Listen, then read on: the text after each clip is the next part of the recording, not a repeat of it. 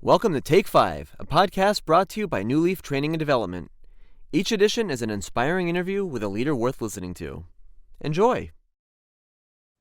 Hey, I'm Paul Butler. I'm one of the client partners at Newleaf Training and Development, and I'm so delighted to be joined today by Jessper Maquindang, who is the founder of FamiLEAD Management Consulting. Jessper, for 20 years now here at Newleaf, we focus on our core purpose of just simply helping people and organizations better manage themselves, lead others, and grow business acumen. I just wondered what would be your recommended best practices, but please start though by telling us a little bit more about your organization, what you do and who you serve. So over to you, Jessper, and I'll wrap it up when you are done. Absolutely. Thank you, Paul. Thank you for having me. And yes, I'm Jessper Maquindang. I am the owner of FamiLEAD Management Consulting. I work with business owners who are essentially stressed out by the sense of team chaos and the burdens that can be associated with managing other people. And I do help their growing teams and transform them into high-performing cultures.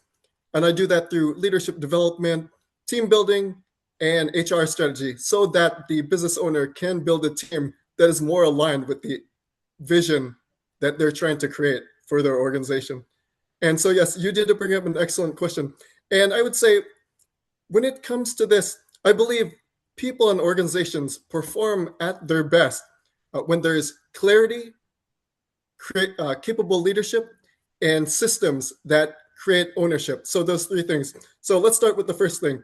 And the first thing is to replace assumptions with clarity. And I want to start by saying many performance problems are not people problems. Many performance problems are actually clarity problems. Because when you think about it, even all-stars and rock star hires who have the greatest talent, if they're stuck in a state of confusion, they still wouldn't get very far. So three things under replacing assumptions with clarity. The first thing is make sure you know what your team, what success looks like for your team. Share that with them. Instead of assigning a task, let's say we're looking at social media. One thing, it's very tempting to just say, hey, post on LinkedIn, post on Facebook. But if you're giving a general instruction, they have that vague idea of maybe just posting. Is it just once a week? Is it just once a year? Is it just once a decade? Tell them what you're looking for. So give them a specific measurement they can count against. The second thing is to develop leaders who create capability, not just dependence, because it's very tempting for leaders to, again, assign tasks, but many times a team member might go back to that leader and just add more to the plate. It's very important that we empower our team members to really have the opportunity to learn and grow in the work they're doing. And three ways to really make that happen. First one, address any problems early. We want to make sure our team members are really have those opportunities to be proactive about any concerns or issues that pop up. Very important to provide any avenues of communication for them to raise any issues early, because if they don't raise it early and they let it snowball into something bigger, it'll become an expensive problem that could have been fixed at a sooner time. The second is to give useful feedback. And when it comes to feedback, there's three different types of feedback. The first part is destructive. The second one is constructive. And the third one is productive. The first one, destructive, avoid at all costs. It's the type of feedback where you're just calling people out, bringing them down. It has no value. It just drains people. Their energy and enthusiasm will drop. They won't get very far. The engagement will go down. The second part is constructive feedback. That's where we're giving people a better sense of what they need to work on, what they need to grow, and just for those areas of covering any gaps. Now, that is good because we want people to be more aware of what their strengths and weaknesses are. However, there is a step further, and it is productive feedback. And I would say productive feedback is the best to give. And what it is, it's detailed, well-balanced, and neutral feedback that really empowers people to do their best. And I would say that feedback is so good, people would pay you for it.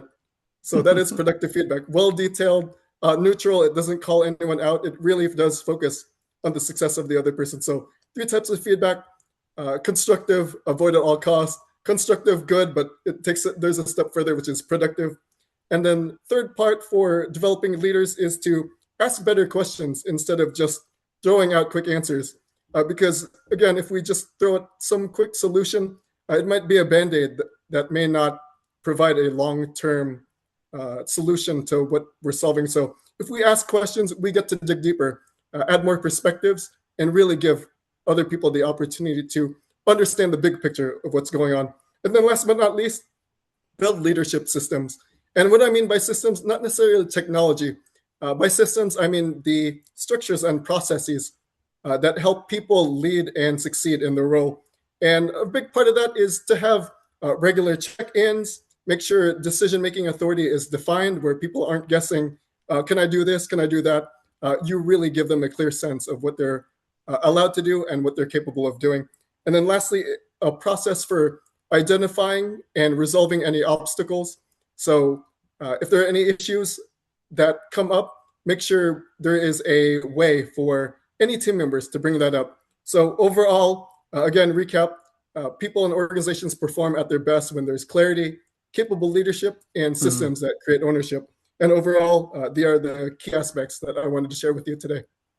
Jessper, thanks ever so much. That really makes a lot of sense, those 3 things. And I can see how, when those aren't aligned, how that would give business owners a lot of grief.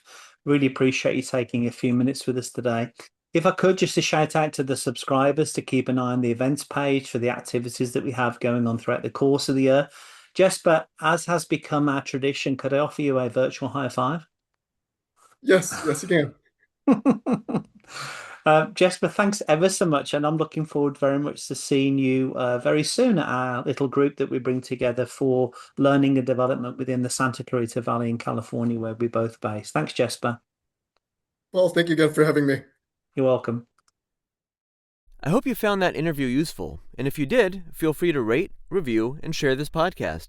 We'll be back next week with another episode, and we also invite you to check out our other weekly podcast, Going the Extra Mile, which is sure to lift your spirit and encourage you in today's working world. Bye for now.